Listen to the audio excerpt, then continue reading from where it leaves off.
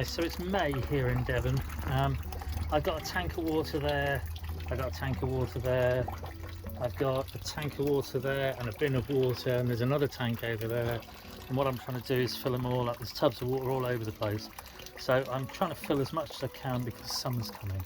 And when it gets to summertime, it gets quite hot and it gets dry and we run out of water a lot. Although I've got ponds and that, I've got to get as much water and collect as much as I can. So these are different tanks, and I'm going to empty them into the big orange tanks over there, and then I'm going to move things about, and I'm going to put this big tank, because it's sealed and hasn't got any holes in, I'm going to put it inside and use it as a shrimp tank and move my cherry shrimp into it.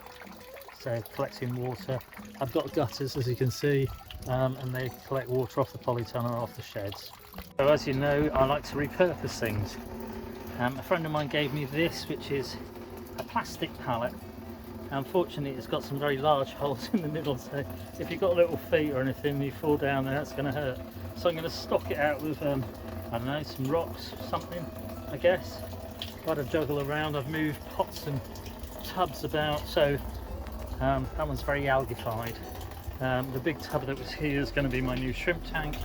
This tub here is going to be collecting the water off the roof, which comes down off the roof like that and into the dodgy gutter.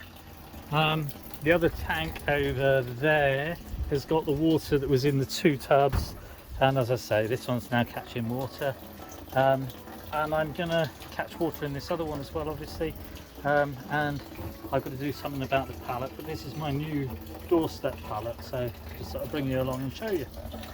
Cheers. So what I've done is, this is the tub from outside.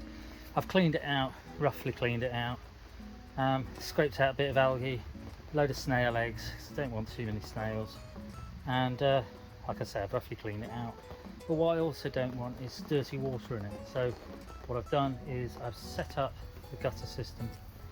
I've just rediverted it from going into the goldfish pond. It's got enough water in there really. And it's now going into the new shrimp tank, which is that one there. So I'll have clear, clean water, or cleanish water. It's off the polytunnel. It's supposed to rain this afternoon, all afternoon, I think. So that's what it's doing. It's just going to slowly fill it up, dribble it in, and fill up the tank. Then I'm going to move the shrimp tank, empty it out, move the shrimp, both shrimp tanks, so I've got a bit extra water. The right hand one's just got shrimp, the other one's got other things. So, change of plan. Although I've moved the gutter across to top up this, it's just dripping too slowly and I haven't got the patience to fill it up. So I've emptied this fish tank out. There's a plank in there to stop any little mice drowning in it.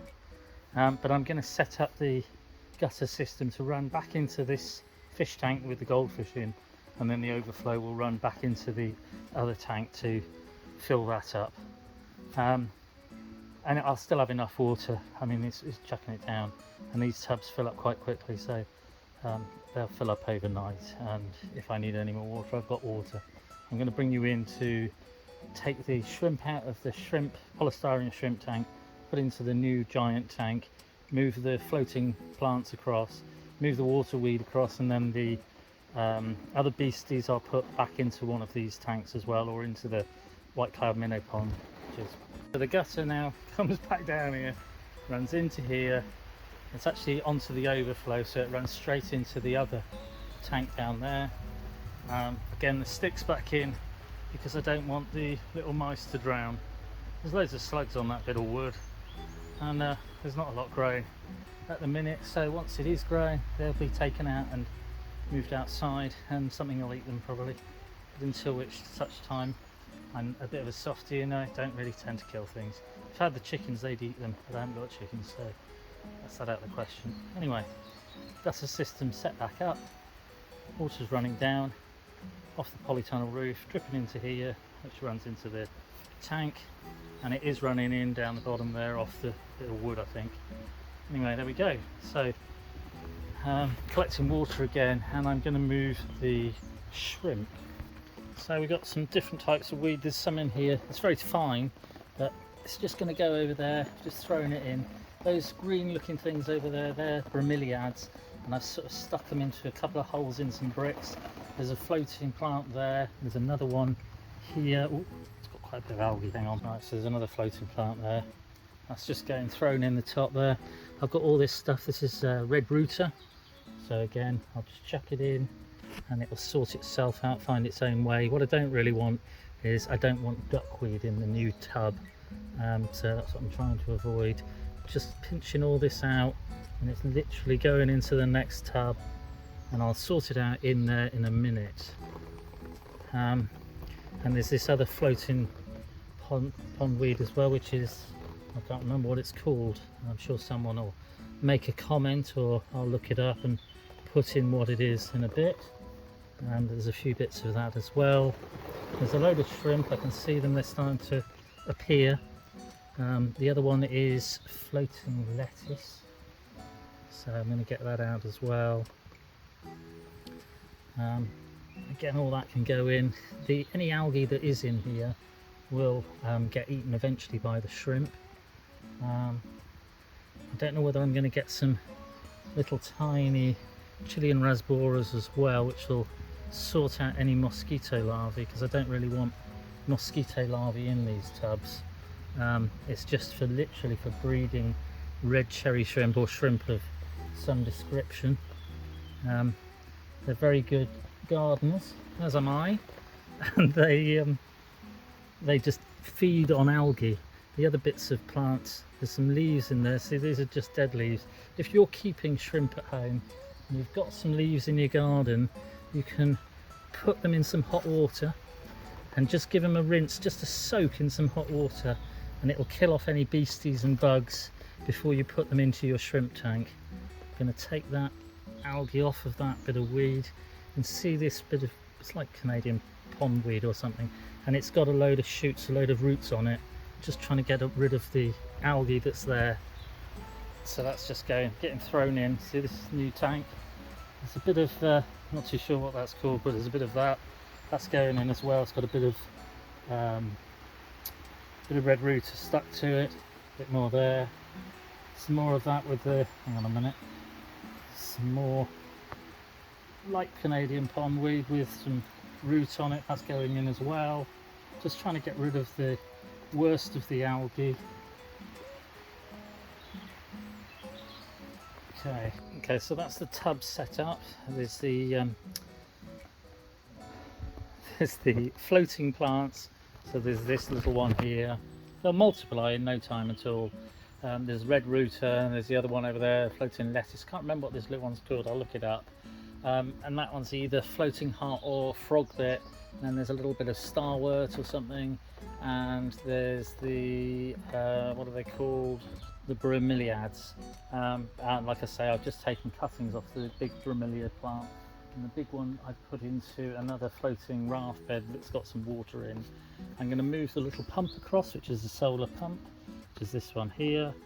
That one's just going to literally get stuck to this side. Hopefully it'll stick. Oh, hang on a minute, it does, but I just got to, if you give them a shake, then it gets the air out.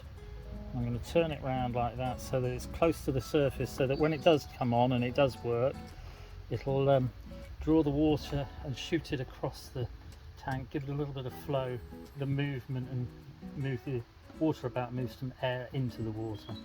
I'm now going to move the shrimp across. I shall bring you in a moment for that. So this is the first shrimp to go in. You can see it in my hand there, and it'll just swim off. It's gone. This one here is one from last year's. This one lasted the winter in the tub, and it's a red rilled shrimp, so it's got a bit of a band on it. It's not a pure cherry shrimp, but it's one of the few that lasted through the winter. There are some water louse in here as well. I don't really want to move them across, but somehow they always find their way into tanks anyway. This one is also a shrimp that was overwintered in the polystyrene box, and I can tell because it's not a bright red one like the others. I lost one of the cherry shrimp, it died, and I fed it to my Venus flytrap, and I did a video. If you go back and have a look at my Venus flytrap eating different things, as in shrimp, dead shrimp. So as I said, altogether there's 14, there were 14, sorry. There was 12 and 2 from last year. one died, so there's 13, and I'm just catching the last few, and they're going into their new home. Okay, so there's 2 left in the bottom of the tank there. Like I say, it's just a polystyrene box that I got from the greengrocers that had broccoli in. You can make a pond out of anything if you so wish to keep cherry shrimp and things. And if you can keep fish in them, you know, people breed fish in tanks. I haven't got a net, so I'm just showing you that you can catch it in your hand. Just got to be very careful that you don't swish them. These ones were, when I bought them, they're breeding size, and a lot of them were pregnant or buried, which means they're either carrying they're carrying eggs or fry, and so they're breeding size. I bought 12 breeding size shrimp, and they cost me, I don't know what they cost me, perhaps 10-15 quid perhaps, but in that theory they'll breed and I'll have a whole pile of them in the summertime. This is the last one. Let's go, going in. So 13 cherry shrimp in their new home. There are water louse at the bottom of this, which I'm going to throw into the other tub, and then all of them, all the water louse and that, I'm going to put into the carnivorous white cloud minnow carnivorous plant pond. As you can see, I've got the carnivorous plants around the side and in the pond, and then I've got bog bean and some other water plants, marginal plants, and some irises, different types of moss, pinstripe grass. There's 60-70 fish in here, and they've got some floating plants in there as well.